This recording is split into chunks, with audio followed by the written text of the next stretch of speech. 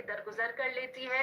تو آپ خود مجھے بتائیے کہ جب ہم خدا کی درگاہ میں حاضر ہوتے ہیں، خدا کا جلال تقرب کا باعث بنتا ہے یا خدا کا جمال ہمیں اس کے زیادہ نزدیک لے جاتا ہے؟ جمال الہی. خوش نصیب ہے آپ کہ اللہ نے آپ کو اپنے جمال کا مظہر بنایا ہے، اپنے جمالی اوصاف آپ کے اندر ڈالے ہیں. ایک خاتون کی صفت، سرشت، ذات، فطرت ایسی رکھی ہے کہ وہ محبت کرنے والی ہے.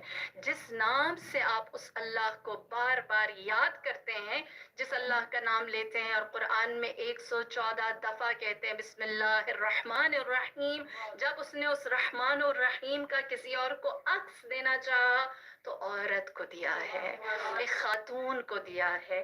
آپ کے دل میں وہ اللہ نے جمالی صفت ڈالی ہے، اور اسلام کا یہی امتیاز ہے. جو دوسرے ادیان سے اسلام مختلف ہو گیا، اسی بنیاد پر مختلف ہوا کہ اسلام نے جو رخ عورت کو دیا ہے وہ کسی دوسرے دین، کسی دوسرے مذہب، کسی دوسرے مسلک نے نہیں دیا. مثال کے طور پر اگر میں آپ کے سامنے ایک حقیقت رکھوں کہ خدا جب جمال کو پروٹیکٹ کرنا چاہتا ہے تو اس کے لیے جلال کا استعمال کرتا ہے. جمال کی پروٹیکشن کے لیے اس نے جلال کو رکھا. کس طرح؟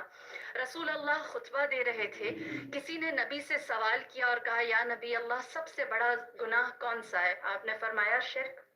ہم سب جانتے ہیں سب سے بڑا گناہ شرک ہے. جب رسول اللہ نے فرمایا کہ سب سے بڑا گناہ شرک ہے تو پوچھنے والے نے بڑا دلچسپ سوال کیا، کہا یا رسول اللہ دوسرے نمبر کا گناہ کون سا ہے شرک کے بعد؟ آپ جانتے ہیں رسول اللہ نے کیا جواب دیا؟ فرمایا عورت پر ظلم کرنا دوسرا بڑا گناہ ہے. المرأة کالریحانہ لیست القہرمانہ، عورت پھول کی مانند ہے، یہ تمہارا ظلم سہنے کے لیے نہیں آئی. اس کو پھول کی طرح رکھو، اس کی پروٹیکشن کرو. اللہ نے تمہیں یہ جو طاقت اور قدرت اور قوام بنایا ہے اس لیے بنایا ہے کہ تم اس عورت کی حفاظت کرو.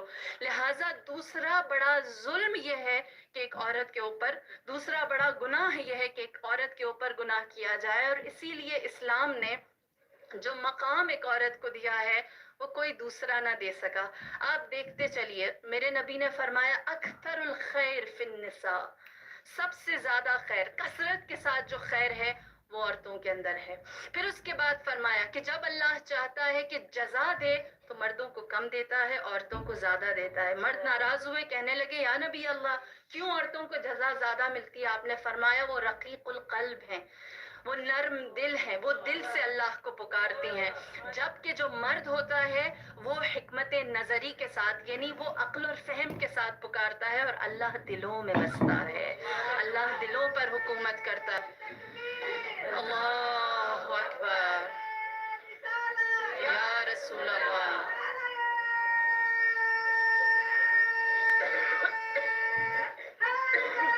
یا علی یا علی اللہم صلی علی محمد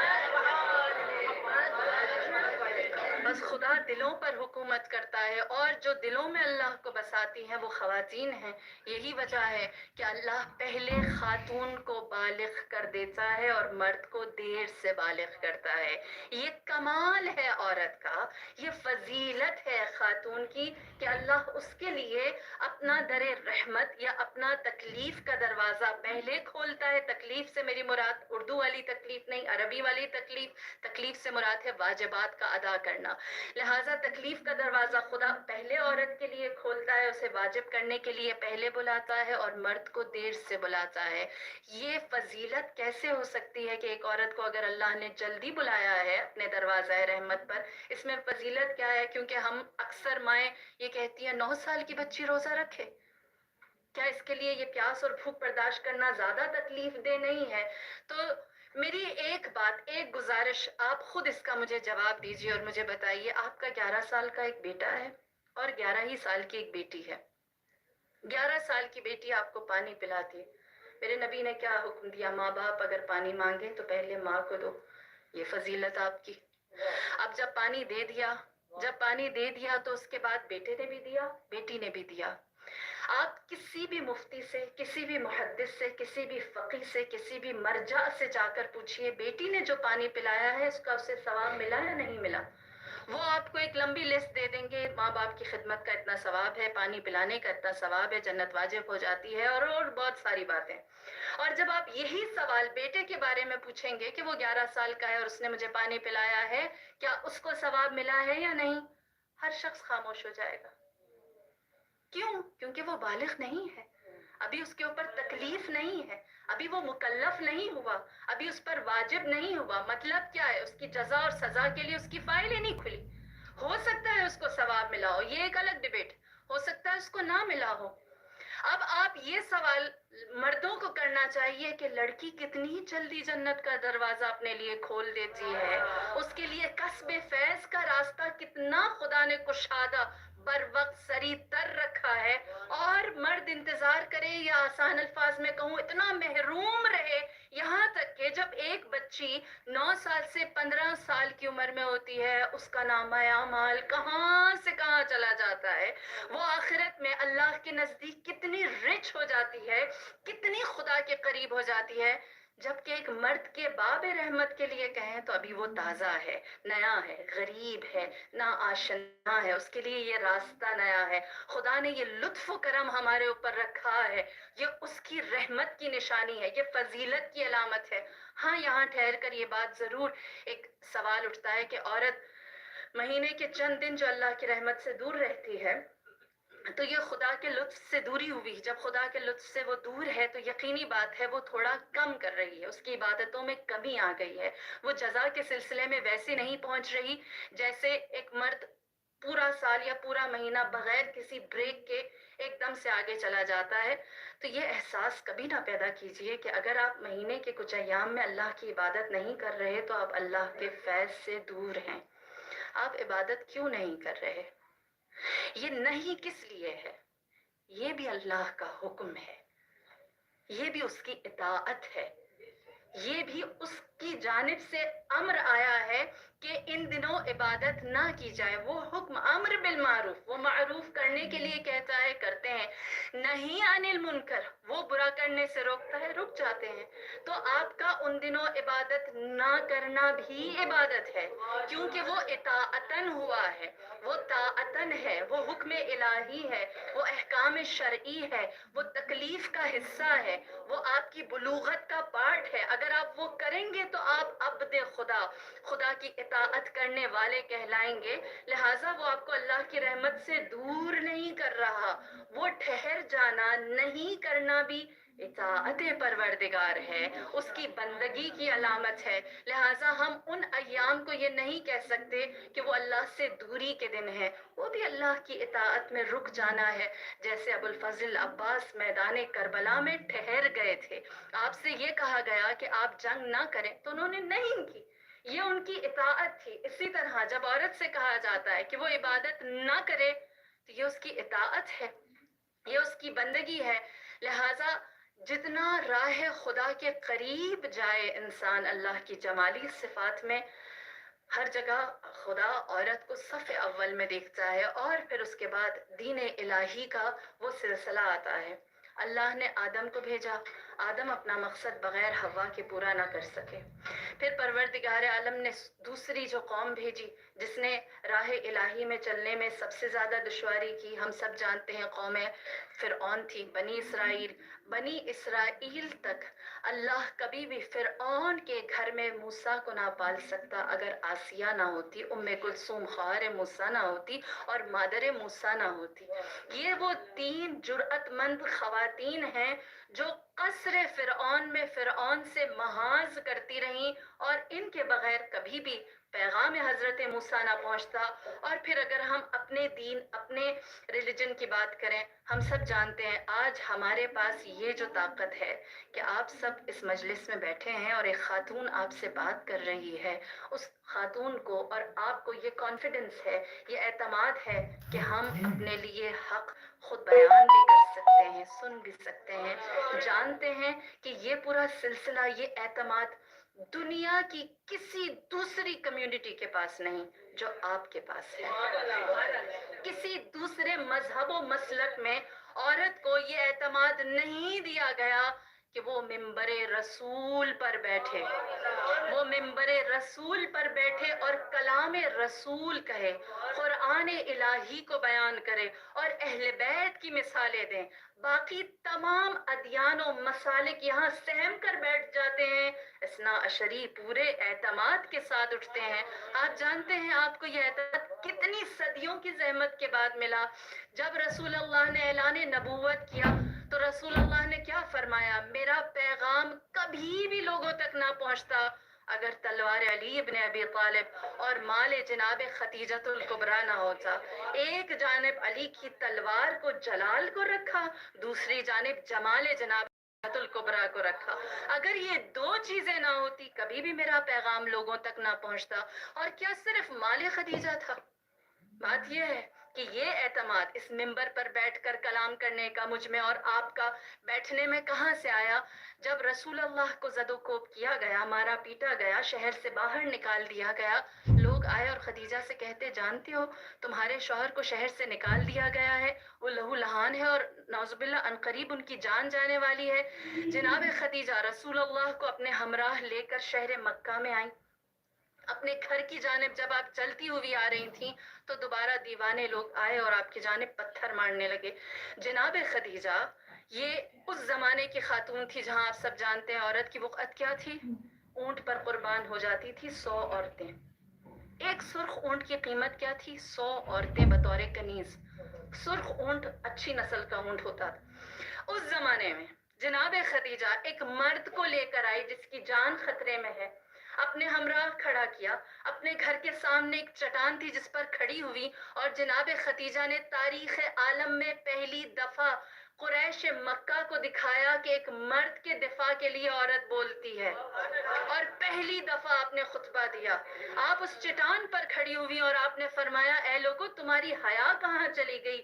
اسی دروازے پر تم قطار بنا کر کھڑے ہوتے تھے اور مجھ سے قرض مانگتے تھے اور میں بے نیازی سے تمہیں دیتی تھی. آج تم عربوں کی حیا ختم ہو گئی، تم اسی دروازے پر ہاتھ پہ پتھر لے کر آ گئے ہو.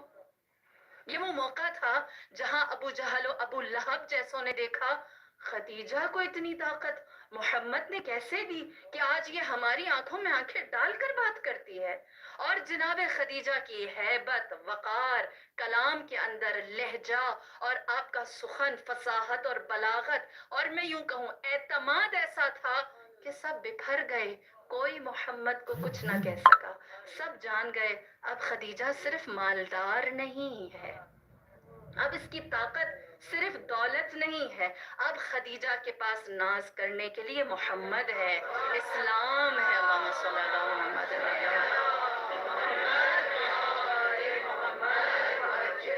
اور اس کا اعتماد اب وہ مال و دولت کی بنیاد پر نہیں. لہٰذا عورت پہلی دفعہ سامنے طاقتور ہو کر آئی. قریش مکہ جان گئے کہ اب یہ وہ عورت نہیں رہی.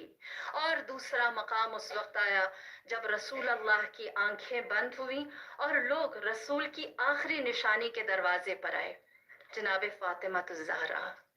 تب میری بی بی نے کیا عورت کا مقام ہمارے اوپر واضح کیا.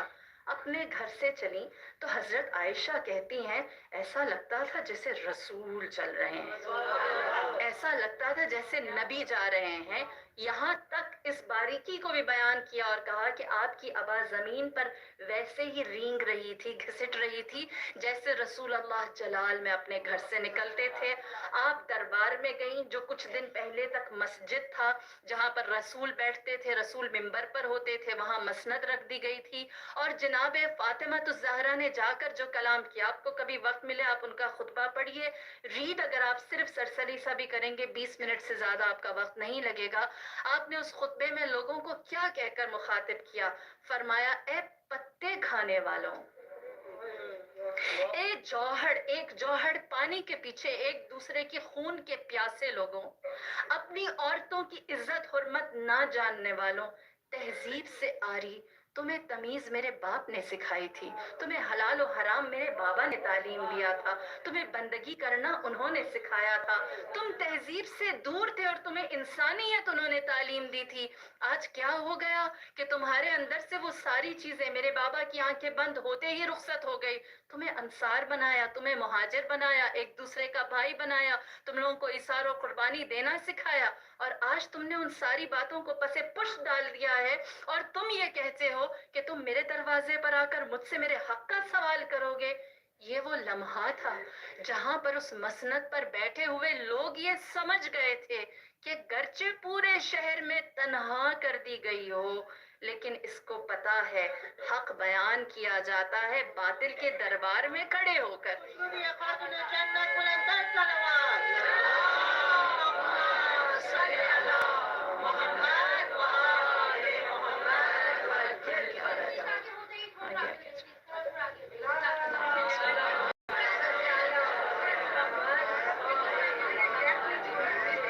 ہمارے دیگر نعرہ صلوات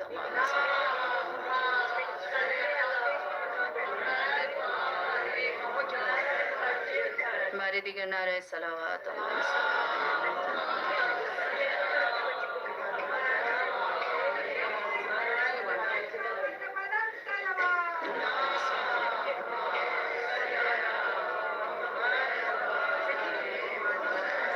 برائے تاجیل ظہور امام زمانہ صلوات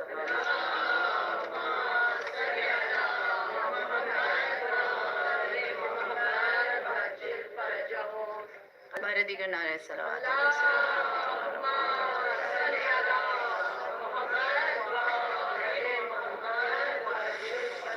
بس اس وقت مسلمان بھی یہ جان گئے کہ جو فاطمہ الزہرا تنہا کر دی گئی ہے اس کے پاس حق کی معرفت حق کو پہچاننا ایسی طاقت ہے کہ وہ مردوں کے درمیان اکیلی بھی ہو تو وہ کلام کرنا جانتی ہے, وہ حق مانگنا جانتی ہے, وہ حق پہچانوانا جانتی ہے.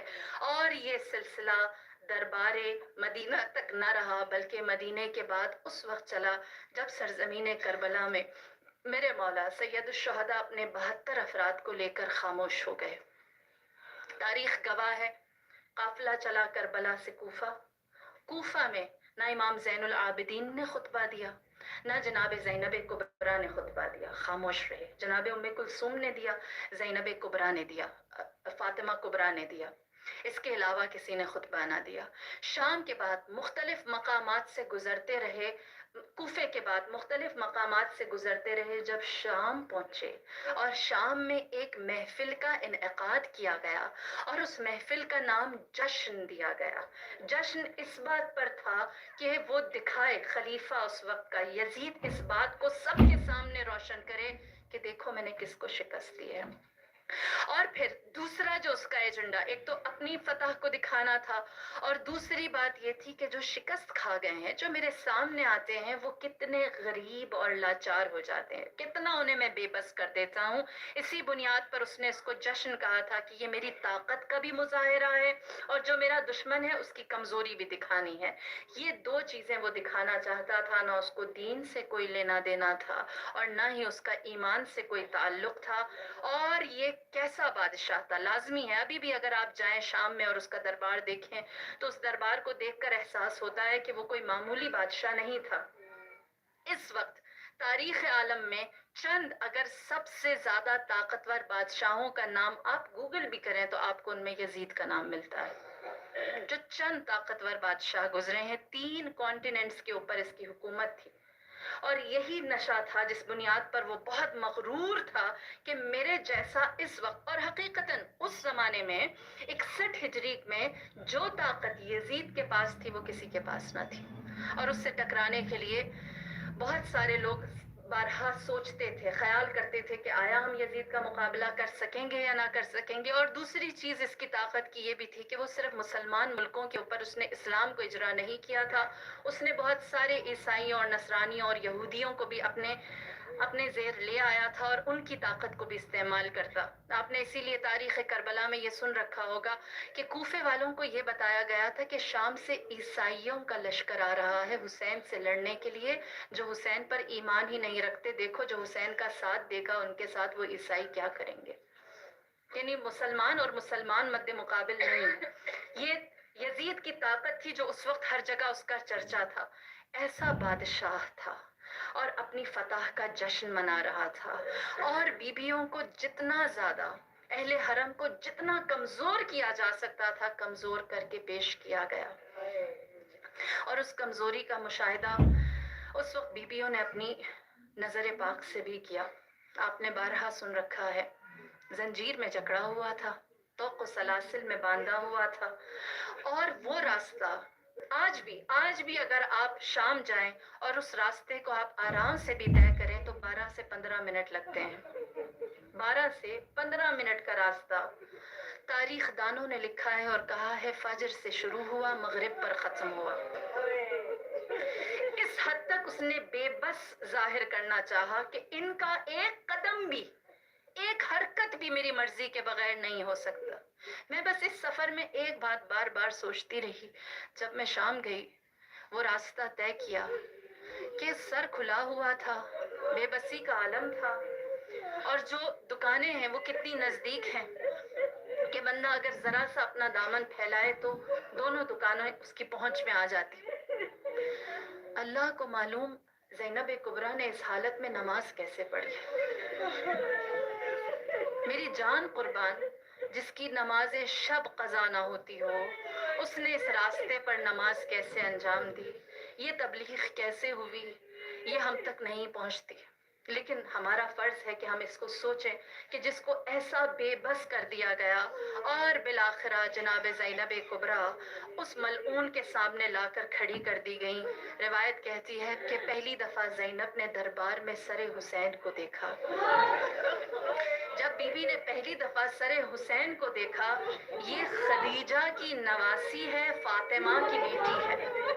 وہ خدیجہ جو مکے کے قریش والوں سے، کافروں سے، مشرکوں سے دو بدو ہو کر بات کرتی تھی، وہ فاطمہ جو وقت کے خلیفہ کے سامنے برملا کلام کرتی تھی، جب جناب زینب کبریٰ نے پہلی نظر سر اطہر سید الشہداء کو دیکھا تو آپ نے فرمایا یہ سیدہ شباب اہل الجنہ کا سر ہے، یہ جنت کے سردار کا سر ہے۔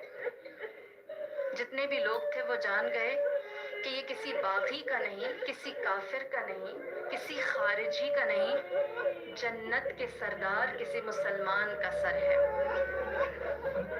لہٰذا جب سید الشہداء کا تعارف دیا تو اس کے بعد تاریخ کہتی ہے کہ یزید ابن معاویہ نے قہقہا لگایا، ہنسنے لگا، کہنے لگا کہ ایک شکست خوردہ کا، ایک ہارے ہوئے کا اس کے سوا اور کیا ہو سکتا ہے کہ وہ اپنی بڑائی کو بیان کرے۔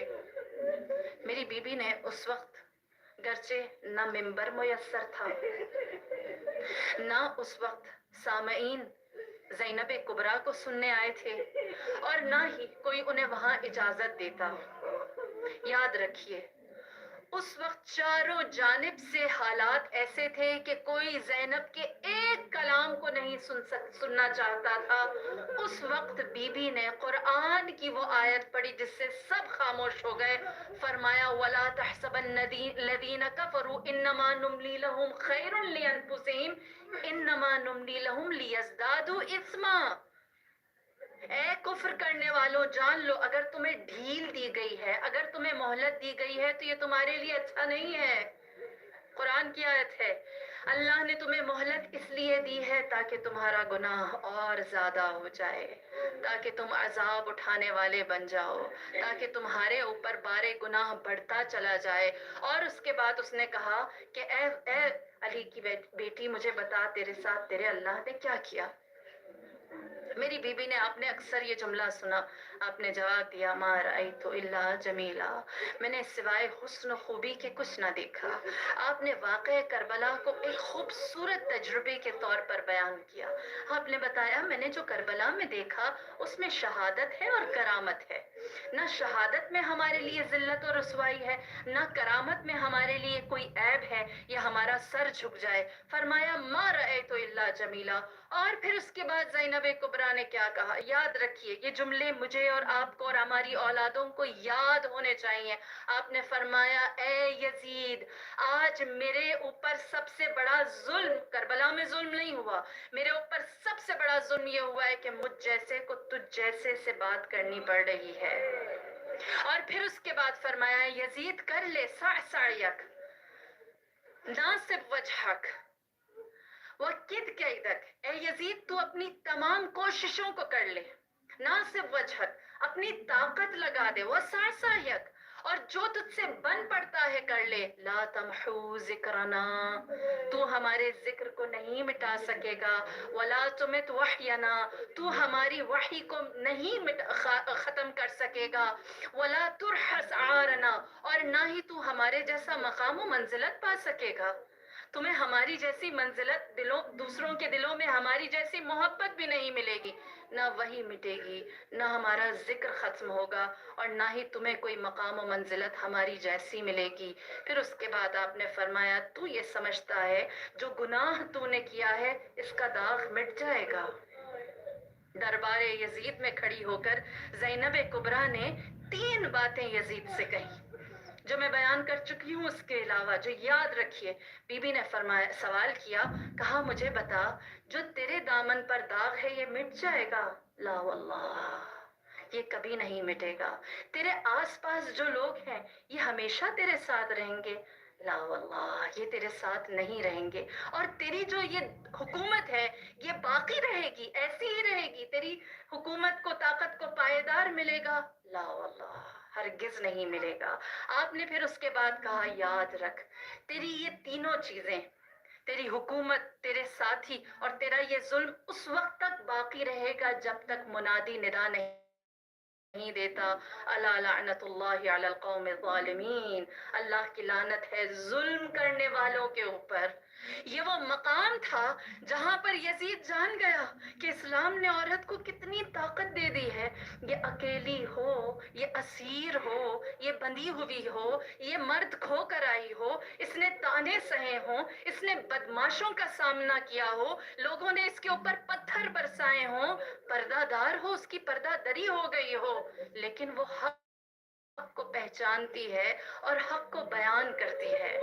یہ زینب کبریٰ ہے جس نے دربار یزید میں کھڑے ہو کر رسول کا پیغام جب لوگوں تک پہنچایا تو یقین جانیے وہ مقام تھا جہاں یزید کے گھر سے ہندا بھی کھڑی ہوئی اور زینبی بن گئی، فاطمی بن گئی، خدیجۃ الکبریٰ کی مانند بنی. اور یہ جناب زینب کبریٰ کا خطبہ تھا کہ آج مجھ جیسوں کو اور بہت سارے صاحبان علم کو اللہ نے یہ طاقت دی کہ منبر رسول پر عورت آ کر بیٹھ جائے اور وہ کلام کرے جو فاطمہ الزہرا نے کیا، جو رسول اللہ نے کیا، جو سیدۃ النساء نے کیا، جو زینب کبریٰ نے کیا. اور تا قیام قیامت یہ دین ہے عزاداری زینب کے اس خطبے کی.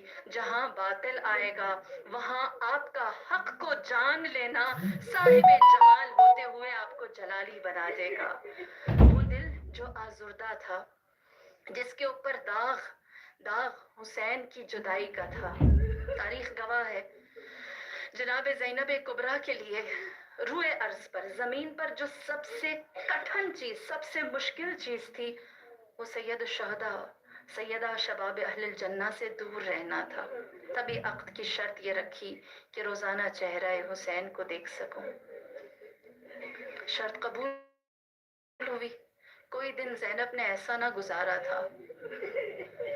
اللہ آپ کے بھائیوں کو سلامت رکھے، اللہ آپ کے بھائیوں سے آپ کا تعلق بہترین رکھے.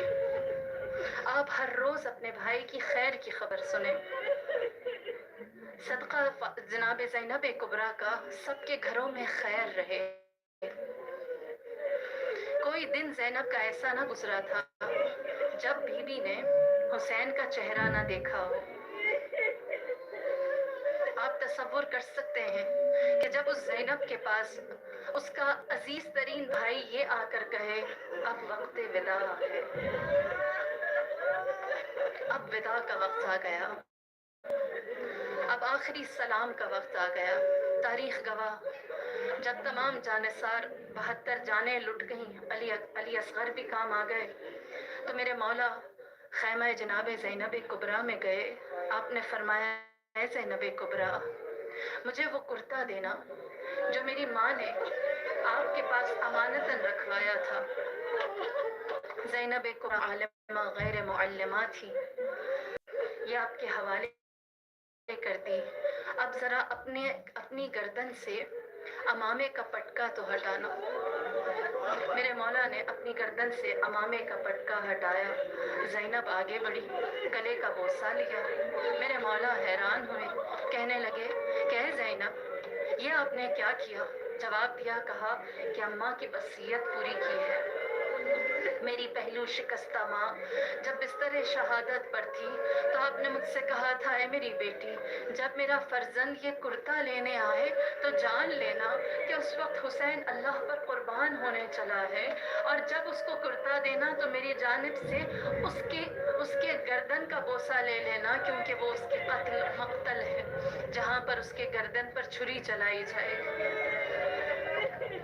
جب سید الشہداء نے یہ سنا تو فرمایا، اے میری بہن اپنے ہاتھوں سے ابا پردہ تو ہٹانا۔ بی بی نے پردہ ہٹایا، میرے مولا نے جناب زینب کبریٰ کے ہاتھوں کا بوسہ لیا۔ بی بی نے کہا کہ اے بھائی یہ بوسہ آپ نے کیوں لیا؟ فرمایا 19 رمضان تھی جب بابا کے سر اطہر پر فرق لگا تھا اور آپ کے بدن سے خون جاری تھا، وہ میرا بابا ہمیں صبر کی تلقین کر رہا تھا، اور تلقین کرتے کرتے میرے بابا نے کہا تھا، اے حسن و حسین میرے بعد ایسا بھی وقت آئے گا کہ میرے 18 جوان باقی نہ رہیں گے، اور نرغہ اعدا میں میری عصمت کی ماں جناب زینب کبریٰ تنہا ہوگی، اس کے ہاتھوں میں رسن بنے گی، جب وہ تمہیں ملے تو اسے میری جانب سے اس کے ہاتھوں کا بوسہ لے لینا۔ الغرض بہن اور بھائی نے اپنے ماں باپ کی تمام وصیتیں پوری کی۔ میرے مولا نے اس کرتے کو اور پھاڑا اور بوسیدہ کیا، اور زیادہ اس کو پارا پارا کیا، اپنے تن پر پہنا، اپنے تن پر زرہ سجائی، سر پر امامہ باندھا، اس کی تحت الحنک چھوڑ دی، جیسے میت کی چھوڑی جاتی ہے، میت کو جیسے کفن پہناتے ہیں، میرے غریب امام نے اپنے آپ کو خود ہی اپنے ہاتھوں سے کفن پہنایا، اور اس کے بعد اپنے ہاتھ میں تلوار حمائل کی، ایک دفعہ ذوالجناح پر سوار ہوئے، خیموں کی جانب رخ کر کے فرمایا، علیکن منی سلام یا زینب یا ام کلثوم یا ام رباب یا سکینہ، میری جانب سے تم سب پر سلام ہو، اے زینب کبریٰ، اے ام کلثوم، اے میری لاڈلی سکینہ، اے میری زوجہ ام رباب، تم سب پر میرا سلام ہے۔ آخر دلوں پر ہاتھ رکھ کر بتائیے، جن خیموں میں رہنے والی بیویوں کو یہ پتا ہے کہ اب ہمارے پاس جو آخری چلتا ہوا مرد تھا، جو ہمارے پاس صحت مند آخری مرد تھا، وہ بھی جا رہا، میرا رب جانے خیموں میں موجود بیبیاں جان کہ اس آخری ودا کا جواب کس طرح سے دیا۔ بس تاریخ نے اتنا لکھا ہے کہ حسین چند قدم چل سکے ہیں، اور اس کے بعد ذوالجناح چلا نہیں، اس کے قدم رک گئے۔ جب ذوالجناح رک گیا تو میرے مولا نے ذوالجناح کے کانوں میں بس اتنا کہا، اے میرے دلدل، یہ تجھے آخری زحمت ہے جو ہم دے رہے ہیں، اس کے بعد تجھے کوئی زحمت نہ دیں گے۔ جب میرے مولا نے یہ کہا، ذوالجناح نے نگاہیں جھکا لی، دیکھا کہ قدموں میں جناب سکینہ لپٹی بیٹھی ہے۔ اے ذوالجناح میں جانتی ہوں میرا بابا اللہ پر قربان ہونے جا رہا ہے، میرا باپ نہیں رکے گا، میں تجھ سے التماس کرتی ہوں میرے بابا کو نہ لے جا۔ میرے مولا ذوالجناح سے اترے، سکینہ کو اپنے سینے سے لگایا، اللہ سے دعا کی، پروردگار میری اس لاڈلی کو گہری نیند دے دے۔ اللہ نے دعا قبول کی، سکینہ کو باپ کے سینے پر آخری دفعہ نیند آ گئی۔ میرے مولا نے ریت کا تکیہ بنایا، بچی کو ریت پر سلایا، اور ایک جملہ کہا، اے میری لاڈلی، تجھے ہم نے یتیمی کے حوالے کیا، حسین سے آخری ودا ہو گیا، سوئے مقتل میرا مولا چلا، تنہا پیاسا لڑتا رہا، ایک جانب 9 لاکھ درندے، دوسری جانب جنت کا سردار، میرا رب جانے، میری ماں فاطمہ الزہرا جانے، میرا مظلوم حسین جانے، ایسا کیا ہوا کہ قتل الحسین و کربلا کی صدا بلند ہوئی، زینب طلعہ زینبیہ پر آئی، 70 قدم کے فاصلے، 70 قدم کے فاصلے سے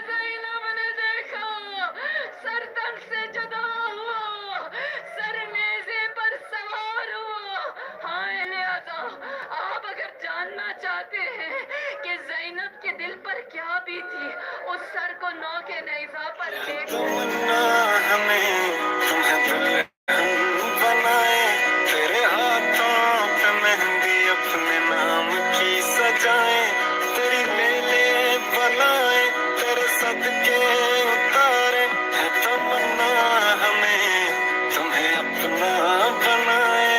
नहीं मुश्किल वफा, जरा देखो यहाँ। करबला को विदा कहना कितना दुश्वार है, हुसैन से ये कहना कि आप फिर मिलेंगे कितना सख्त है। तसव्वुर कीजिए 11 मुहर्रम जब ज़ैनब बेगौरो कफन लाशें छोड़कर करबला से निकल रही है। मुड़ मुड़ कर बंधे हाथों से ज़ैनब पीछे देखती थी, मुड़ मुड़ कर करबला को देखती थी और बीबी एक मरसिया पढ़ती थी। रात को सोने से पहले अपने बच्चों को बताना ज़ैनब के लिए हुसैन को विदा करना क्या दुश्वार था। बीबी मुड़ मुड़ कर देखती और कहती, ए करबला तू बहुत खुश नसीब है, तेरे दामन में मेरा अली असगर सोता है। ए करबला हो सके तो मेरे असगर के लिए कुछ नम हो जाना, जरा गीली हो जाना। ए करबला तूने बड़ा ऊंचा बख्त पाया है, तेरे दामन में मेरा अब्बास सोता है। हो सके तो मेरे अब्बास के लिए तू नम हो जाना। फिर फरमाती है करबला तू बड़ी खुश नसीब है, तेरे दामन में मेरा अली अकबर सोता है। मैंने अकबर पर कभी धूप ना पड़ने दी, हो सके तो अकबर पर छांव बन जाना। और फिर ज़ैनब ने कहा, "ए करबला मैं तुझ पर नाज करती हूँ, मैं तुझ पर रश करती हूँ, तेरे दामन में मेरा हुसैन सोता है। मेरे हुसैन की हड्डियाँ प्यासी, उसकी रगें प्यासी, उसकी लब तिश्ना, मेरे हुसैन के लिए नम हो जाना, मेरे प्यासे को सैराब कर देना। ए करबला मेरा हुसैन तेरी औज़ुबिल्लाहि मिनश्शैतानिर्रजीम, बिस्मिल्लाहिर्रहमानिर्रहीम। अल्हम्दुलिल्लाहिल्लज़ी ला युहसी निअमाहुल आकिलून व ला युअद्दी हक़्क़हुल मुज्तहिदून, الذي ليس لصفته حد محدود ولا نعت موجود ولا أجل ممدود، فطر الخلائق بقدرته ونشر الرياح برحمته. الصلاة والسلام على المهيمن على رسله والخاتم لأوصيائه والشافع إليه والمكين لديه والمطاع في ملكوته الأحمد من الأوصاف أبي القاسم محمد صلى الله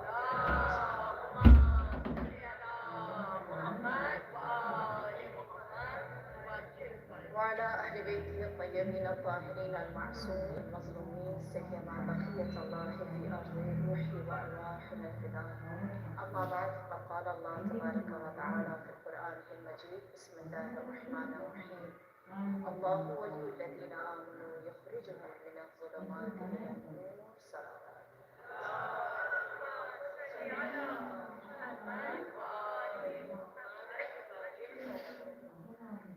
یہ ماہ محرم جس کا آغاز ہم اس کی پوری عزت، وقار، تکریم، احترام کے ساتھ کرتے ہیں اور اس فرش اعضاء کا اہتمام کیا جاتا ہے، لازمی ہے کہ ہم اس کو بپا کرنے کے ساتھ ساتھ اپنی نیت اور اپنے مقصد کو بھی واضح اور روشن رکھیں، اس کے اندر ہمارے لیے کوئی شبہہ، کوئی ڈاؤٹ، کوئی شک نہ ہو کہ ہم آج کی مجلس سے یا اس فرش اعضاء سے یا ماہ محرم سے یا عزاداری سے کیا حاصل کرنا چاہتے ہیں۔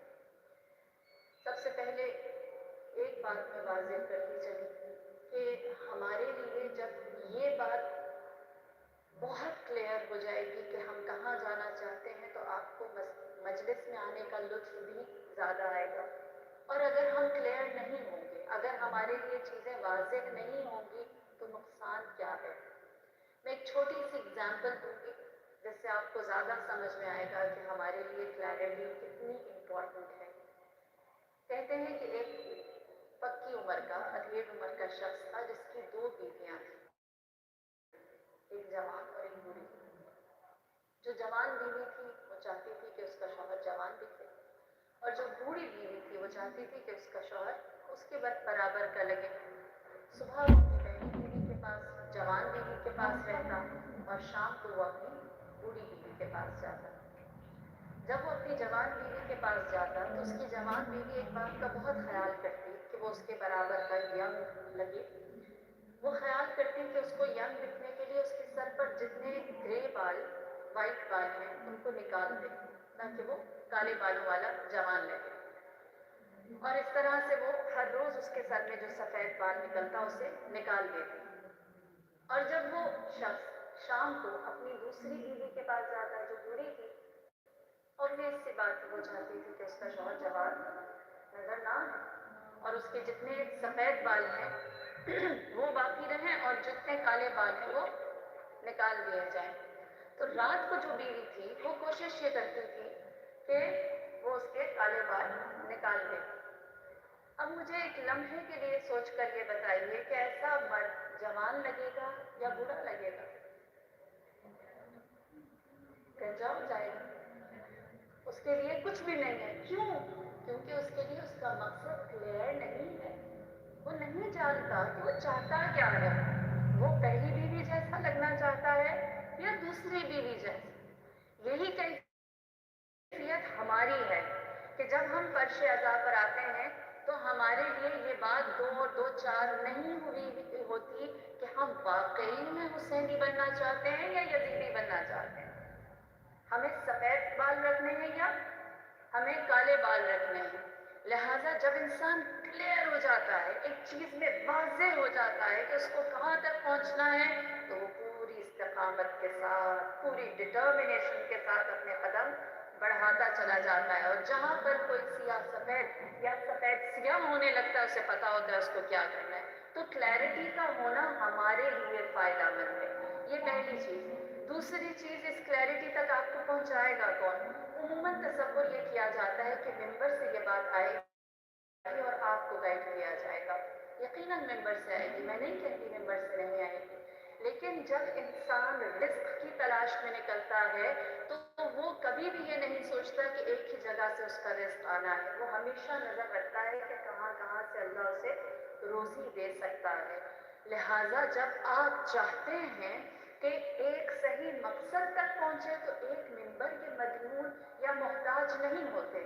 المؤمنوں کالجس، مومن ہوشیار ہوتا ہے، وہ اپنی سوچ، اپنی فکر کو ہر ایک کے لیے آزاد رکھتا ہے، جہاں سے اس کو جو کچھ ملے اس پر عمل کرنا چاہتا ہے۔ اور بالخصوص اگر میں اپنی بات کروں، آج آپ کے ساتھ پہلی دفعہ آفیشیلی انٹریکٹ کر رہی ہوں، کل ایک مختصر سی مجلس ہوئی تھی کہ میرا کردار کیا ہوگا اس میں۔ کہتے ہیں کہ ایران میں ایک عالم تھے، وہ اسی طرح مجلس سے خطاب کر رہے تھے، دوران مجلس ان سے ایک سوال کیا گیا۔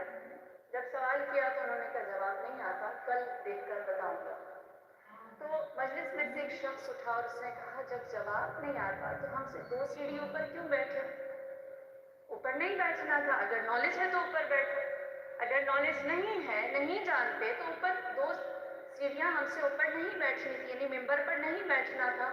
تو اس عالم نے میرے جیسوں کے لیے بڑی اچھی بات کہی، انہوں نے کہا کہ اصل میں بات ہے یہ میری علم کی سیڑھیاں ہیں جو آپ سے اونچی ہیں، لیکن میری جہالت کی جو سیڑھیاں ہیں وہ اتنی اونچی ہیں کہ اگر اس پر جا کر بیٹھ جاؤں تو آپ کو میں نظر بھی نہ آؤں۔ حجت کون ہے؟ مولانا؟ حجت کون ہے؟ ذاکرہ؟ نہیں، حجت آپ کی عقل ہے، آپ کا رسول باطنی ہے۔ حجت آپ کو اللہ نے آپ کے اندر، آپ کے وجود، آپ کی ذات کے اندر دے کر رکھا ہے، جو خود آپ کو بتاتا ہے کہ آپ نے کیا لینا ہے اور کیا نہیں لینا، جو آپ کے سیاہ اور سفید کو خود ہی الگ کرتا رہتا ہے۔ لہٰذا ہمارے لیے جب اللہ نے خود ہی ایک حجت بھیج دی ہے تو آپ اس سلسلے میں ڈپینڈنٹ نہیں ہیں۔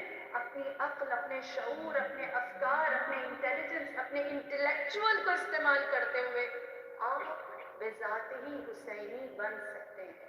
اور یہی وجہ ہے کل جو میں نے ابتدائی مجلس پڑھی تھی اس کا پہلا اور آخری پوائنٹ یہ تھا کہ مجلس کا مقصد یہ ہوتا ہے جیسے سبیل حسین لگتے ہیں پانی کی، ویسے ہی سبیل حسین لگے امام نے پانی نہیں مانگا تھا، امام نے حل من ناصرین ینصرنا کہا تھا۔ امام کو ناصر کی ضرورت ہے، اور جب ہم اس بات کو سمجھ لیتے ہیں کہ ہمیں سبیل ناصرین سید الشہداء تیار کرنی ہے، اس لیے ہم اس مجلس میں آئے ہیں، تو دوسرا جو سٹیج ہے جہاں پر ہمیں سب سے پہلے اس بات کو واضح کرنا ہے، وہ کیا، جو میری اپنی ذات کے لیے بہت موٹیویشنل ہے۔ ہم دیکھتے ہیں کہ ہمارے لیے ایک ہسٹری ہے، تاریخ ہے، جو رسول اللہ کی ہے، امیر المؤمنین کی ہے، جناب فاطمہ الزہرا کی ہے، امام حسن و حسین کی، یہاں تک کہ تسعۃ المعصومین کی۔ خوش نصیب ہوں میں، اعلیٰ بخت ہیں آپ کہ آپ کی تاریخ ائمہ معصومین سے ملی ہے۔ اتنی رچ ہسٹری، اتنی بے مثال تاریخ عالم میں کسی دوسری نیشن کو نہیں ملی جو مجھے اور آپ کو ملی ہے۔ اس پر ناز کیجیے، اس پر فخر کیجیے، اور اس ہسٹری کا ایک حصہ کربلا ہے، ایک حصہ کربلا ہے جو دو جہاں پر غالب ہے، جس کی مثال کہیں اور نہیں ملتی، اور جو آج ہمارے لیے سب سے بڑی انسپریشن ہے۔ اور جب ہم کہتے ہیں کہ ہم 72 کے ماننے والے ہیں، تو کیا یہ صرف ایک تاریخ کی یاد ہے جو ہمیں کرنی ہے؟ یہ صرف ایک ہسٹری ہے جو ہمیں بار بار اپنے الفاظ میں یا اپنی محفلوں میں ریپیٹ کرنا ہے، یا پھر یہ 72 ہمیں کہیں پہنچاتے ہیں؟ یہ ان 72 کا کوئی مقصد تھا؟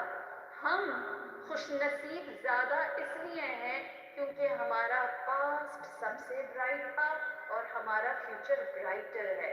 ہمارے پاس میں معصومین 13 گزرے ہیں، اور آنے والا جو معصوم ہے اس کے اندر ان 13 کی صفات موجود ہیں، لہٰذا ہم گزشتہ پر بھی فخر کرتے ہیں اور آئندہ آنے والے وقت پر بھی نازا ہے۔ یہ اثنا عشری ہے جو 72 سے انسپریشن لیتا ہے، اور اس کی منزل کیا ہوتی ہے؟ 313۔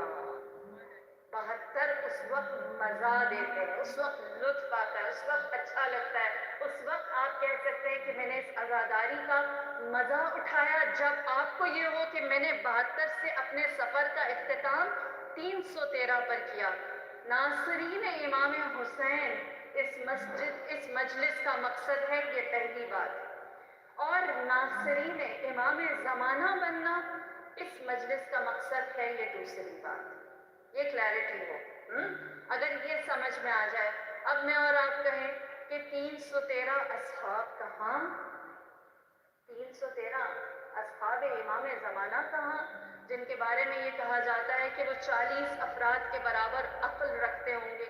خدا نے ان کو ایسی تلوار دے رکھی ہے، اصحاب امام زمانہ کی ضرور کبھی آپ کو وقت ملے تو ان کی صفات، ان کے ایٹریبیوٹس کو آپ پڑھیں، جس میں لکھا ہے کہ ان کی صرف ایک صفت میں بتاتی ہوں، ان کے ہاتھ میں ایسا ویپن ہوگا، ایسا اسلحہ ہوگا جس سے علم کے 1000 ابواب کھلتے ہوں گے، اور وہ علم کے 1000 چیپٹرز ایسے ہوں گے جن میں سے مزید علم کے 1000 چیپٹرز کھلتے ہوں گے۔ یہ ان کا ویپن ہے، یہ ان کا اسلحہ ہے، اس سے وہ دشمن کو مات دیں گے، اس سے وہ دشمن کو شکست دیں گے۔ ہم میں سے کون کیا تصور کر سکتا ہے کہ جن کی علم، جن کا حکمت ایسا ہوگا، وہ کتنے عظیم والا قدر ہوں گے۔ بس جو 313 اصحاب امام زمانہ کے ہیں، ان تک اگر ہمیں پہنچنا ہے تو ہمارے چاروں اطراف سے، ہمارے کانوں میں، ہمارے دل میں جو خیالات پیدا ہوتے ہیں، وہ سارے ہمیں ڈس اپوائنٹ کرتے ہیں کہ یار ان کی شخصیت بہت بڑی، کہاں وہ، کہاں ہم، جسارت تو نہیں ہمارا جیسا بندہ ان کو سوچے۔ میرے پاس آپ کو سنانے کے لیے ایک بہت امید افزا خبر ہے، اس کو اپنے دلوں سے باندھ لیں، اس کو اپنی زندگی کا حصہ بنائیں، اور جب آپ کا جی چاہے، جب آپ کے اندر یہ خیال پیدا ہو کہ میں اپنی اولاد کو ایسی چیز دے دوں، ایک ایسی کی دے دوں، ایک ایسی چابی دے دوں جس سے ان کی زندگی کی ہر مشکل حل ہو سکے، تو آپ یہ مجلس ضرور انہیں سنائیں، یہ بات ضرور بتائیں۔ میرے مولا چھٹے امام، امام جعفر صادق علیہ الصلوۃ والسلام،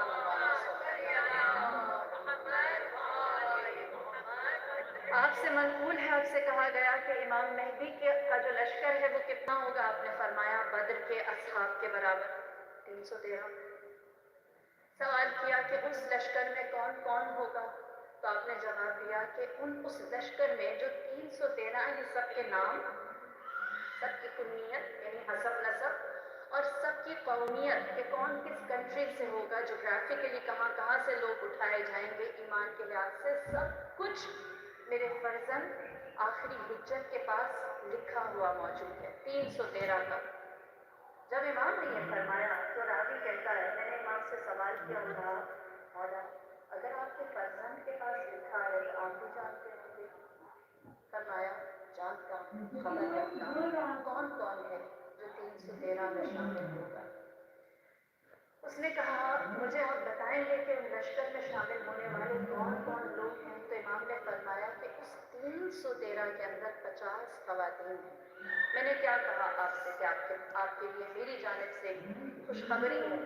میرے مولا نے ایک جملہ فرمایا کہ 313 میں سے جن کے بارے میں اب بتا سکتا ہوں وہ 7 خواتین ہیں جو لشکر امام مہدی کا حصہ ہوں گی، 313 میں شامل ہوں گی۔ آپ سے زیادہ کوئی خوش نصیب ہے جس کے لیے منزل اتنی واضح کر دی اور ان کی کوالٹیز بھی بتا دی، ان کی خصوصیات بھی بتائیں۔ آپ نے فرمایا پہلی خاتون قنوہ ہے۔ قنوہ پاک سے قینچی والی پاک، قنوہ رشید ہجری کی بیٹی تھی۔ اور قنوہ کی خصوصیت کیا تھی؟ قنوہ کی خصوصیت یہ تھی کہ قنوہ نے اپنی آنکھوں کے سامنے اپنے باپ کو شہید ہوتے ہوئے دیکھا تھا اور اس کے اوپر شکر گزار رہی تھی۔ رشید ہجری کی شہادت کیسے ہوئی؟ کہتے ہیں کہ رشید ہجری کو امیر المومنین نے خود خبر شہادت دی تھی اور فرمایا تھا تمہیں میری محبت میں تمہارے ہاتھ کاٹ دیے جائیں گے، تمہاری زبان کاٹ دی جائے گی۔ انہوں نے سوال کے جب یہ سنا تو سوال یہ کیا تھا کہ اے میرے مولا کیا اس کے بدلے میں مجھے جنت ملے گی؟ تو فرمایا تم دنیا میں بھی میرے ساتھ ہو، آخرت میں بھی میرے ساتھ رہو گے۔ تو رشید ہجری نے اس وقت اللہ کا شکر ادا کیا تھا اور قنوہ کہتی ہے کہ میں اس ساری کنورسیشن کو سن رہی تھی یہاں تک کہ کوفے میں عبید اللہ ابن زیاد جب آیا، ہم سب جانتے ہیں پورا کوفہ خاموش ہو گیا، لوگوں نے اپنی تلواریں تیز کر دی، امام کا خون بہانے کے لیے اولاد کی محبت کو سینے سے لگا لیا، اپنا کاروبار بچانے کے لیے حسین کا گھر لوٹنے کی تیاری لوگوں نے شروع کر دی۔ لیکن رشید ہجری وہ واحد شخص تھے جنہوں نے کہا کہ میں عشق اہل بیت سے ایک قدم پیچھے نہ ہٹوں گا۔ عبید اللہ ابن زیاد نے انہیں اپنے دربار میں بلایا، جب دربار میں بلایا تو بہت کوشش کی کہ وہ علی کی محبت سے اہل بیت کے عشق سے براعت کریں۔ جناب قنوہ کہتی ہے میرے بابا کسی صورت نہ مانے، جب نہ مانے تو اس کے بعد میرے بابا نے کہا تمہیں جو کرنا ہے، عبید اللہ ابن زیاد سے کہا تمہیں جو کرنا ہے کر لے، میں جانتا ہوں مجھے میرے مولا نے بشارت یہ دی تھی کہ تو مجھے شہید کرے گا جبکہ میں علی کی محبت میں شہید کر دیا جاؤں گا۔ تو اس وقت عبید اللہ نے پوچھا اور کہا اچھا تمہیں علی نے پہلے ہی بتا دیا تھا کہ تمہیں مار دیا جائے گا، تو یہ بھی بتاؤ تمہیں کیسا مارا جائے گا؟ تو رشید ہجری نے جواب دیا اور کہا کہ مجھے میرے مولا نے یہ بتایا تھا کہ تم میرے دونوں ہاتھ کاٹو گے، میرے دونوں پاؤں کاٹو گے اور اس کے بعد میری زبان کاٹ دی جائے گی۔ اور یہ سننے کے بعد عبید اللہ ابن زیاد نے قہقہا لگایا اور کہنے لگا میں یہ ہرگز نہ کروں گا، اس کے علاوہ کوئی بھی ماننے کا طریقہ ہوا وہ کر لوں گا لیکن یہ نہیں کروں گا۔ جیسے ہی یہ کہا تو جناب رشید ہجری جو ہمارا طریقہ کار ہے جب ہم امیر المؤمنین کے نام کا نعرہ لگاتے ہیں دونوں ہاتھ اونچے کرتے ہیں، رشید ہجری نے دونوں ہاتھوں سے ہاتھ اٹھا کر امیر المؤمنین کا جب نام لیا تو یہ طیش میں آیا اور کہنے لگا دونوں ہاتھ کاٹ دو۔ پھر اس کے بعد کہنے لگا کہ اس کو یہاں سے نکالو، باہر لے جاؤ، لیکن رشید ہجری نے کہا یہی جگہ میری مقتل ہے، میری قتل گاہ ہے اور یہیں پر ہی میں علی کا نام لیتا رہوں گا اور تمہارے دل میں جو بغض ہے وہ دنیا کو دکھاؤں گا۔ جب وہ اس جگہ کو چھوڑنے کے لیے تیار نہ ہوئے تو اس نے مجبوراً یہ حکم دیا اور کہا ان کی دونوں ٹانگیں کاٹ دو اور اسے یہیں زمین پر چھوڑ دو۔ اس وقت قنوہ آگے آئی، قنوہ ہاں آگے بڑھی اپنے بابا کو جن کے دونوں ہاتھ اور پیر کٹے ہوئے تھے دارالامارہ سے عبید اللہ ابن زیاد کے قصر سے نکال کر باہر لے کر گئی تو کہتی ہیں کہ میں نے اپنے بابا سے پوچھا اور کہا آپ کو بہت تکلیف ہوگی، آپ کا خون بہہ رہا ہے، تو فرماتی ہیں مجھے میرے بابا نے کہا نہیں مجھے درد نہیں ہو رہا, مجھے ایسا لگ رہا ہے جیسے چاروں جانب سے مجھے کسی نے دبایا ہوا ہے اور میرے وجود کو کوئی سکون دے رہا ہے, بس مجھے دارالعمارہ کے دروازے پر روک دو, میرے ہاتھ پیر کاٹے گئے ہیں, زبان تو نہیں کاٹی, میں لوگوں کو اب سچ بتاؤں گا کہ حقیقت کیا ہے. لہٰذا جناب رشید حجری نے وہاں سچ بولنا شروع کیا اور سب سے پہلی بات یہ کہی, اے لوگوں جاؤ قلم دوات لے کر آؤ, میں جو بولوں گا اس کو درج کر لو کیونکہ وہ عین حق ہے. جیسے ہی یہ کہا اور علی کے فضائل بیان کرنا شروع کیے, روایت ہے اسی وقت مجبور ہو کر عبید اللہ ابن زیاد نے یہ حکم دیا اور کہا ان کی زبان کاٹ دی جائے, اور اتنی خون کی شدت ان کے بدن سے خون بہا کہ ان کی وہیں پر ہی شہادت ہو گئی. اور پورے شہر کوفہ نے دیکھا ایک بیٹی جس نے اپنے باپ کے دونوں ہاتھوں کو اور دونوں پاؤں کو کٹتے ہوئے دیکھا اور اس کی زبان کو کٹتے ہوئے دیکھا, اس نے صرف دونوں ہاتھ اٹھا کر یہ کہا پروردگار تو نے جو قول تھا میرے امام معصوم کا اس کو پورا کر دیا, میں تیرا شکر بجا لاتی ہوں. یہ شکر گزاری اہل بیت کے در پر جو قربانی دینے کے بعد جناب قدوہ کی تھی, ایک صفت اللہ کو اتنی پسند آئی, اہل بیت کے نزدیک اس کو اتنی زیادہ محبوبیت ملی کہ جناب قدوہ 313 میں شامل ہو گئے. دوسرا نام جناب ایمن. خصوصیت کیا ہے؟ ایمن بہت مشہور کنیز ہے اہل بیت کی, آپ سب جانتے ہیں جناب فاطمہ الزہرا کے ساتھ جنہوں نے 75 یا 95 دن گزارے, ان ہستیوں میں سے ایک ہستی ہیں. خدمت تو بہت سونی کی, بہت سے ایسے تھے جو در اہل بیت پر تمنا ہمیں تمہیں دلہن بنائے تیرے ہاتھ کہ جو کسی دوسرے نے نہیں دی اور اس کی بنیاد پر ان کی اس خدمت کی بنیاد پر وہ 313 میں شامل کر دی گئی. ایمن وہ تنہا مدینے کی ہستی تھی کہ جب ہر جانب سے فاطمہ الزہرا کی گواہی کو جھٹلایا گیا تو ایمن نے کھڑے ہو کر گواہی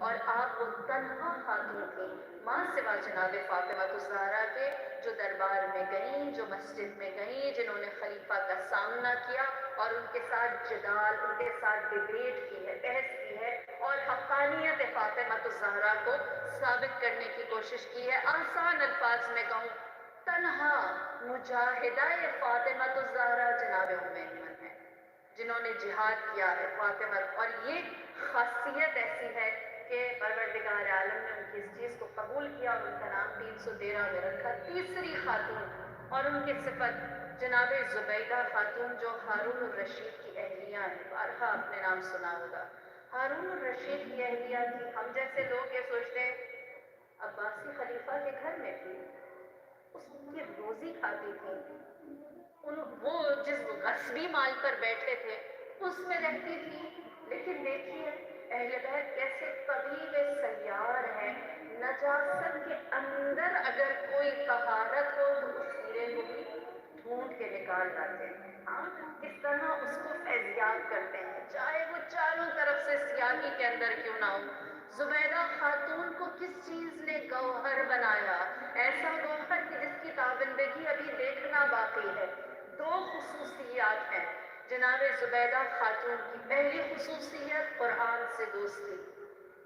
100 کنیزیں تھیں ان کے پاس اور 100 کنیزوں کی ڈیوٹی, ان کے فرائض میں سے فرض یہ تھا کہ وہ ہر روز قرآن کے 50 آیات تلاوت کریں اور اس طرح سے تلاوت کریں کہ ساتھ والے حجرے میں بیٹھے ہوئے شخص تک آواز جائے, اکیلے خاموشی سے نہیں, اس کی نشر و اشاعت کریں.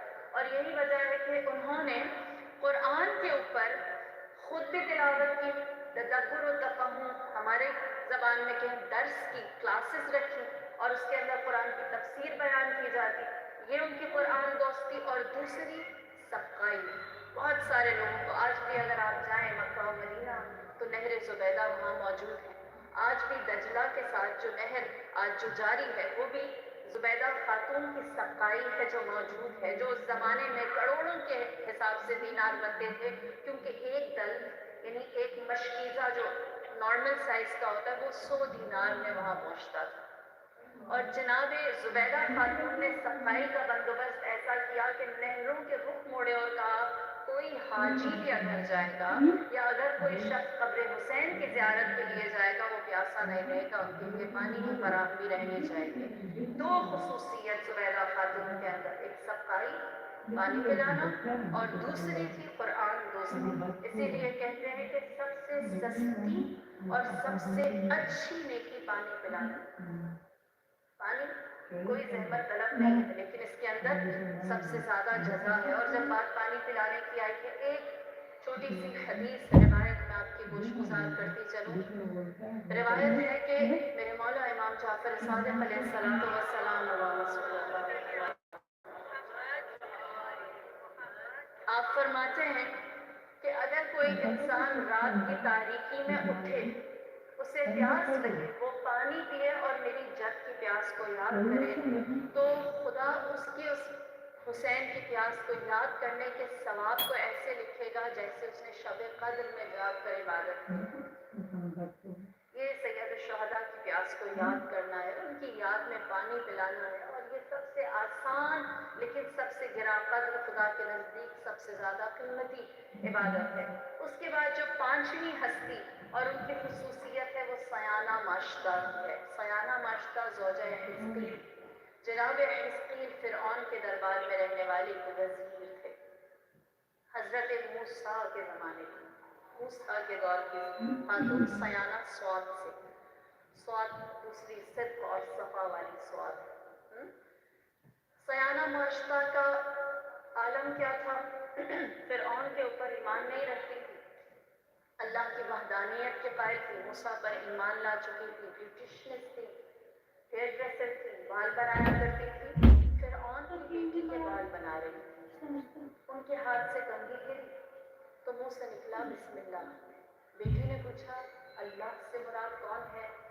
جب بات کھل گئی تھی، اس سے پہلے تقیہ میں تھی، ہم سب جانتے ہیں تقیہ کیا ہے، ایمان کو اپنے چھپائے رکھا ہے، اس سے پہلے تقیہ میں تھی، جب بات کھل گئی تو یہ نہیں کہہ سکی کہ اللہ سے مراد فرعون ہے، کہا اللہ سے مراد وہ ہے جس نے تمہارے باپ کو بنایا۔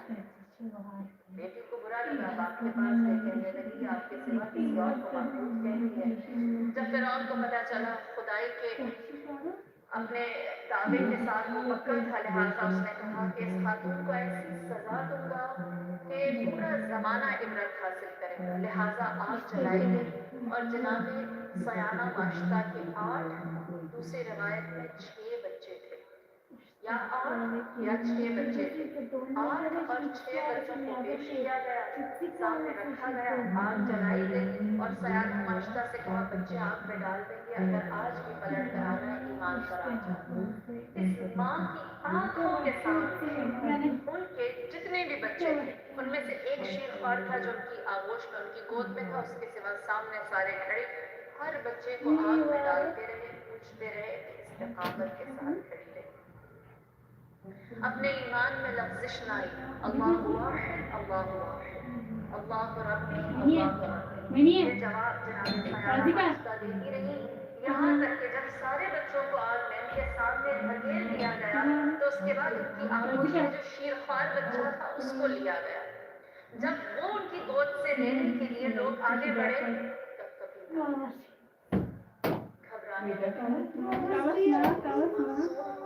کیسے جھولتی آپ کے حوالے میں، یہ تاریخ گواہ ہے، ماں کی آغوش میں 2 شیرخوار نے کلام کیا ہے، ایک حضرت عیسیٰ، دوسرے سیانہ معاشرہ کے بیٹے، جس نے ماں کی آغوش میں گہوارے میں کلام کیا اور کہا ماں بڑی قربانی دے چکی، اس چھوٹی سی قربانی کے لیے بھی ثابت قدم رہنا، انشاءاللہ ہم اللہ کے پاس ملاقات کریں گے۔ سیانہ معاشرہ کے دل کو اطمینان آیا، اپنے شیرخوار بچے کو بھی آگ میں جانے دیا اور سرانجام انہیں بھی اس آگ میں ٹھوس دیا گیا، اور اس کا نتیجہ کیا نکلا دیکھیے، ہم جب یہ سنتے ہیں تو ہمیں ان کی تکلیف، ان کا کرب، ان کی اذیت اور ان کی مصیبت بہت بڑی لگتی ہے، لیکن جو اللہ کے خاص بندے ہیں ان کا آئینہ یا ان کی عینت جو آنکھوں پر لگی ہے، جس زاویے سے وہ چیزوں کو دیکھتے ہیں وہ یکسر مختلف ہے۔ روایت آگے کیا بیان کرتی ہے؟ رسول اللہ 1400 سالوں کے بعد جب معراج پر گئے، 8ویں آسمان پر پہنچے، 7 آسمان پار کر کے عرش پر آئے، تو وہاں رسول اللہ کو خوشبو آئی، بہت خوبصورت۔ آپ نے جناب جبرائیل سے پوچھا اور کہا اے جبرائیل یہ کیسی خوشبو ہے؟ تو جبرائیل نے جواب دیا اور کہا کہ سیانہ ماشطہ کے بدن کی جو خاکستر ہے، جو ان کا بدن جل گیا تھا، یہ اس کی خوشبو ہے جو عرش کو مہکاتی ہے۔ اللہ نے ان کی قربانی کو اتنا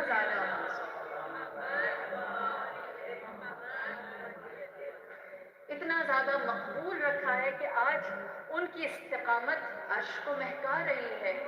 لہٰذا حق کے اوپر جو استقامت تھی جناب سیانہ ماشطہ کی، اس کو پروردگار عالم نے اس طرح قبول کیا کہ آج میں اور آپ زیارت عاشورہ پڑھتے ہیں۔ زیارت عاشورہ میں 4 چیزیں ہیں۔ پہلی چیز ہے سلام، دوسری چیز ہے تبرہ، تیسری چیز ہے تولا، اور آخری چیز ہے دعا جو ہم مانگتے ہیں۔ اور دعاؤں میں جو 11 دعائیں زیارت عاشورہ میں ہے، کبھی انشاءاللہ اس پر بات کریں گے۔ ایک دعا ہے جو 2 دفعہ مانگی جاتی ہے، ایک دعا ہے جو تکرار ہوتی ہے، ایک دفعہ سجدے میں اور ایک دفعہ سلام دینے کے فوراً بعد، اللہم ثبت لی قدم صدق، کہ پروردگار ہمارے سچے قدموں کو ثابت قدم رکھنا۔ یہ استقامت ہے جو زیارت عاشورہ بار بار ہمیں دیتی ہے، جو ہمیں 72 سے 313 تک پہنچاتی ہے۔ یہ وہ ڈٹرمنیشن ہے جو ہمیں زیارت عاشورہ میں 2 دفعہ اللہ سے مانگنا سکھایا جاتا ہے کہ ہمارے سچے قدم ثابت رہیں، اس کے اندر کبھی کوئی ڈگمگاہٹ، ہمارے ایمان میں کبھی کوئی لغزش نہ آئے۔ سیانہ ماشطہ جو جناب موسیٰ کے زمانے کی مجاہدہ تھی، اس کی اس ادا کو اللہ نے ایسا زندہ کیا کہ جب آخری حجت تشریف لائیں گے تو ان کی صف میں وہ شامل ہوں گے۔ لہٰذا یہ 5ویں بیوی اور پھر 6ٹھی ہستی جناب سمیہ عمار یاسر کی ماں، 7ویں نمبر پر رسول اللہ پر ایمان لانے والی، اور ایسی ہستی جن کے بارے میں یہ کہا جاتا ہے کہ اگر سمیہ ایمان نہ لاتی، سمیہ وہ پہلی ہستی تھی جنہوں نے در جناب خدیجہ الکبریٰ پر آ کر سلام دیا اور کہا کہ آپ سب جانتے ہیں جناب خدیجہ سے سوشل بائیکاٹ کر دیا گیا تھا، کوئی بھی ان سے تعلق نہیں رکھتا تھا، ساری دنیا ان سے منہ پھیر چکی تھی۔ سمیہ وہ تنہا خاتون تھی جنہوں نے آسرا کیا جناب خدیجہ الکبریٰ کا، ان کے دروازے پر آ کر سلام کیا، اور یہ سلام انہیں کتنا مہنگا پڑا۔ ابو جہل پکڑ کر لے گیا، غریب خاندان کی عورت تھی جناب عمار یاسر، کسی رکھ رکھاؤ والے خاندان سے نہیں تھے مالی لحاظ سے، لہٰذا ان کے ماں باپ اور بھائی تینوں کو لے جایا گیا، اور پھر اس کے بعد عمار یاسر وہ بھی ساتھ شکنجے میں ڈالے گئے، اور انہیں ایسا وحشی شکنجہ دیا گیا جو ممبر سے بیان بھی نہیں کیا جا سکتا جناب سمیہ کو۔ اور پھر جناب عمار یاسر، جب ان کو عمار یاسر کی کیفیت ایسی تھی کہ تپتے ہوئے ریت پر انہیں لٹایا گیا اور اس کے اوپر ریت کو گرم کر کے ڈالا جاتا تھا۔ عمار یاسر تکلیف میں تھی، جانتے ہیں اس تکلیف کو دیکھ کر رسول اللہ نے کیا فرمایا؟ فرمایا ایک وہ ابراہیم تھے جن کے لیے اللہ نے نارے آتش کو، نارے نمرود کو گلزار میں بدل دیا تھا، یعنی انہوں نے آگ کی حرارت کو محسوس نہیں کیا تھا۔ یہ میرا ابراہیم ہے جو آگ کی حرارت کو محسوس کر رہا ہے۔ عمار یاسر رسول اللہ کے لیے محبوب ترین تھے، اسی لیے فرمایا تھا جو عمار یاسر کو مارے گا شہید کرے گا وہ باغی ہے۔ عمار یاسر کی موت بھی حق اور باطل کے درمیان فصیل تھی، سب جانتے تھے جو عمار کا دشمن ہے وہ رسول کا دشمن ہے۔ عمار یاسر کی اپنی ذات ایسی تھی، لہٰذا عمار یاسر جب تکلیف میں تھے تو عمار یاسر کے کانوں میں آ کر کسی نے کہا رسول اللہ تمہیں تشبیہ دے رہے ہیں حضرت ابراہیم سے۔ آپ سوچ نہیں سکتے اس وقت انسان کے اندر استقامت کا جو لیول ہے، جو پہلو ہے، وہ کتنا زیادہ بڑھ جاتا ہے۔ جب رسول کی جانب سے ایسا پیغام آئے، تحمل کرتے رہے، وہاں سے اٹھے ہیں، جب اٹھے ہیں تو دیکھا کہ وحشیانہ ظلم کی نظر ماں ہو گئی اور باپ اور بھائی ہوئے۔ رسول اللہ کے پاس آئے، کہنے لگے یا رسول اللہ میرا تو گھر اجڑ گیا، میرے پاس تو کوئی بھی باقی نہ رہا، تب نبی خدا نے بشارت دی اور کہا پہلی مجاہدہ، پہلی شہیدہ اسلام ہے تیری ماں، کیا تو چاہے گا جس دن اسلام کا جھنڈا اس زمین پر ہر جگہ لگایا جائے گا، اس لشکر میں، اس فتح اور نصرت کے لشکر میں تمہاری ماں شامل ہو جائے؟ ہمارے آنسو مسکرائے اور کہنے لگے یا رسول اللہ، اس سے بہتر بدل کچھ نہیں ہو سکتا۔ فرمایا بس جب میرا آخری فرزند زمین کو عدل اور انصاف سے بھرنے کے لیے آئے گا، اس وقت آپ کی ماں جناب سمیہ پہلی شہیدہ اسلام اس لشکر کے اندر شامل ہوں گی۔ بس تاریخ خود بتاتی ہے یہ 7 ہستیاں کس طرح سے اپنی ذات کو، چاہے وہ قرآن کے ساتھ دوستی ہو، چاہے وہ راہ اہل بیت میں استقامت ہو، چاہے وہ سقائی ہو، چاہے وہ بہت ساری مشکلات کو سہنے کے بعد اپنے آپ کو خدا کے سامنے صابر اور شاکر رکھنا ہو، یا اپنی عظیم ترین چیز کو حقیر بنا کر پیش کر دینا ہو، یہ وہ صفات ہیں جو ہمیں بتاتی ہیں کہ ہم کربلا سے 313 تک کیسے پہنچ سکتے ہیں۔ اور یہی وجہ ہے کہ ہم اس وقت شہزاد کو اتنے اہتمام کے ساتھ سجاتے ہیں۔ میری دعا ہے ان تمام ہاتھوں کے لیے، ان تمام اذہان کے لیے، ان تمام قلوب کے لیے اور ان تمام افکار سوچوں کے لیے کہ جو اس وقت شہزاد کو وفا کرنے کے لیے اپنا اپنا حصہ ڈالتے ہیں۔ انشاءاللہ میں جب سے یہاں آئی ہوں اور دیکھ رہی ہوں جس طرح سے قدیم بستان زہرا کی تمام خواتین، اراکین سب مل کر ایک ٹیم ورک کی طرح اس کام کو انجام دے رہے ہیں جو قابل تحسین ہے، ہم خراج تحسین پیش کرتے ہیں۔ اور یہ فرش عزا کا اپنا حسن ہے کہ جو ہمیں ہماری ذات، انا، خواہش اور ہماری جو ڈیزائرز ہیں ان سے بہت اونچا اڑنا، سوچنا اور فیصلے کرنا سکھاتی ہے۔ اگر اسی چیز کو ہم حسین سے ہٹا کر کریں تو ہماری ڈیزائرز ہی ہمیں لے ڈوبیں، ہم کبھی بھی ٹیم کی طرح اتنی اپنائیت سے کام نہ کر سکیں۔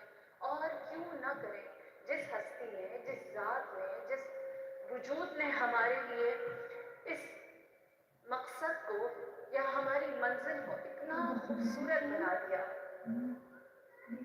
اگر 72 کا لشکر سجتا ہے تو وہ بغیر آپ جیسی خواتین کے پورا نہیں ہوتا۔ اگر 313 کا لشکر بنتا ہے تو وہ بغیر آپ جیسی خواتین کے پورا نہیں ہوتا۔ اور اگر 72 اور 313 سے ہٹ کر ایک انوکھا قافلہ بنتا ہے، ایک انوکھا لشکر بنتا ہے جو بغیر ہتھیار کے جنگ کرتا ہے، وہ بھی خواتین کے بغیر پورا نہیں ہوتا۔ اس میں بھی خواتین کا کردار سب سے زیادہ نظر آتا ہے۔ یہی وجہ ہے کہ آج کا دن جو 2 محرم قافلہ سید الشہداء کا کربلا پہنچنے کا دن ہے، یوں کہوں آج پہلا دن ہے جب حسین کربلائی ہوئے، جب حسین نے کربلا کو دیکھا، جب حسین نے کربلا کو سونگا، محسوس کیا۔ تاریخ کہتی ہے کہ میرے مولا کا لشکر جب سرزمین کربلا میں پہنچا ہے تو آپ کے گھوڑے کے قدم وہیں رک گئے۔ آپ نے وہاں موجود ایک بزرگ سے پوچھا، شیخ سے پوچھا اور کہا یہ کون سی جگہ ہے؟ اس نے کہا کہ اس جگہ کو نینوا کہتے ہیں۔ فرمایا کیا اس کا کوئی دوسرا نام ہے؟ اس نے کہا اس جگہ کو غازریہ بھی کہا جاتا ہے۔ سوال کیا کیا کوئی اور نام ہے؟ کہا اس جگہ کو شط الفرات بھی کہتے ہیں۔ سوال کیا کیا اس جگہ کا کوئی اور نام ہے؟ تو اس نے کہا میں نے سنا ہے یہاں جو بھی آیا ہے اس نے بڑی تکلیفیں اٹھائی ہیں، اس لیے اس زمین کو کرب و بلا بھی کہتے ہیں۔ کرب اور بلا، جو نام ہی اپنے اندر شدید درد اور رنج لیے ہے۔ امام نے جب یہ سنا تو فرمایا ہمارے خیمے یہی نصب کر دیے جائیں، یہیں پر ہماری قتلگاہ سجے، یہیں پر ہمارا مقتل بنے گا۔ ابوالفضل عباس آگے بڑھے، تمام خیموں کو نصب کیا۔ جب خیمے نصب کر دیے گئے، کہتے ہیں کہ بیویوں کو الماریوں سے اتارنے کے لیے ابوالفضل عباس اور جناب علی اکبر کی ڈیوٹی تھی کہ وہ بیویوں کے آنے جانے کا بندوبست کریں۔ ابو الفضل عباس نے بیویوں کے پاس جا کر یہ اعلان کیا اور کہا کہ سب خیموں کی جانب آ جائیں۔ عماریہ چلتی ہوئی خیموں کی جانب آئیں۔ تمام بیویاں اپنے اپنے خیموں میں جا کر بیٹھ گئی۔ جب زینب کبریٰ اپنے خیمے میں گئی، راوی کہتا ہے کہ زینب کبریٰ کے خیمے سے شدید گریے اور بکا کی آواز آئی۔ سید الشہداء کو خبر دی۔ میرے مولا امام حسین خیمہ جناب زینب کبریٰ میں گئی، آپ سے سوال کیا اور کہا اے بہن زینب ایسا کیا ہوا کہ آپ شدید گریہ کرتی؟ فرمایا کہ اے بھائی، جب سے زمین پر آئی ہوں عجیب وحشت طاری ہے، مجھے ایک بیوی کے رونے کی آواز آتی ہے جس کی آواز سے میرا دل کھٹا جاتا ہے۔ میں یہاں رک کر کہوں جس زینب کو آپ جانتے ہیں، جس زینب کی صبر کی مثال آپ دیتے ہیں، ذرا ایک لمحے کو ٹھہر کر دیکھیے، جب یہ زینب کربلا پہنچی ہے تو کتنی نازک دل ہے، کیسے نازوں کی پلی ہے کہ رونے کی آواز بھی تحمل نہیں کر سکتی۔ امام حسین نے آہستہ سے بس اتنا کہا اے بہن زینب کیا آواز کو پہچانا نہیں؟ یہ کوئی اور نہیں، میری اور آپ کی پہلو شکستہ ماں ہے جو اولاد کے ساتھ ہجرت کرتی ہوئی مدینے سے آج اس دشت اس بیابان میں پہنچی ہے۔ جب زینب نے یہ سنا تو بھائی سے سوال کیا اور کہا اے بھائی، ماں ہمارے ہمراہ یہاں کیوں چلی آئی؟ تو میرے مولا نے اس وقت جو جملے کہے وہ میں آپ کی خدمت میں بیان کر دیتی ہوں۔ فرمایا اے زینب یہاں ہمارے بازو ہمارے شانے کٹیں گے، ہمارے تن سر سے جدا کر دیے جائیں گے، یہاں ہماری خبریں بنیں گی، یہاں ہمارے لوگ ہم پر گریہ کرنے آئیں گے۔ میرے مولا نے مصیبتیں پڑھنی شروع کی۔ ایک دفعہ زینب کبریٰ نے جب یہ سنا حسین جیسے بھائی کا سر تن سے جدا کر دیا جائے گا، ایک آہ زینب نے کھینچی اور غش کھا گئی۔ جب زینب غش کھا گئی، بے ہوش ہو گئی، تو میرے مولا نے پانی کے چند قطرے لیے زینب کی آنکھوں پر ڈالے۔ زینب نے آنکھیں کھولی تو ایک شعر کہا جس کا مفہوم یہ ہے کہ اے بھائی، جو مصیبت میرے دل میں ہے اس کے بعد آنکھیں کھلتی نہیں، ہوش آتا نہیں، غش جاتا نہیں، لیکن تیرے چہرے کو دیکھ کر زینب جی لے گی، تیرے چہرے کو دیکھ کر زندگی گزار لے گی۔ ایک زینب کا 2 محرم کو غش کھانا تھا اور اہل عزا سنتے چلیے، ایک اور دفعہ زینب غش کھائی، 70 قدم کا فاصلہ تھا، حسین کا سر سجدے میں تھا، شبر پشت پر سوار تھا، خنجر کی 13 ضربتیں تھی، زینب کی فریاد تھی اللہ میرے ماجائے کو معاف کر دے، اے قوم جفاکار، یہ رسول کی بوسہ گاہ ہے، اس پر خنجر مت چلا۔ ادھر زینب فریاد کرتی رہی، دوسری جانب سے جب حاتم نے ندا دی قد قتل الحسین بکربلا، قد ذبح الحسین بکربلا، زینب غش کھا گئی، آنکھیں بند ہو گئی۔ میں ہاتھوں کو جوڑ کر کہوں اے میری بیوی، جب 2 محرم کو بے ہوش ہوئی تھی تو آنکھیں کھول کر کہا تھا حسین تیرا دیکھ کر جی لوں گی، محرم دلائے زینبیہ، زینب غش میں دلوں پر ہاتھ رکھ کر بتائے علی کی بیٹی کتنی غریب ہوئی، پانی نہیں جو کوئی چھڑک دے، کوئی چاہنے والا نہیں جو ہوش میں لے کر آئے، کوئی ہمدرد نہیں جو زینب کو اٹھائے۔ اللہ اللہ، نہ جانے زینب کی آنکھ کیسے کھلی، حسین کے دل کو خبر ہوئی، سر نو کے نیزہ پر بلند ہوا، زینب نے دیکھا بھائی کا چہرہ آنکھوں کے سامنے، اللہ اللہ، غازی کا آقا، باوفا کا آقا ایسا ہوتا ہے۔ اے زینب تو جی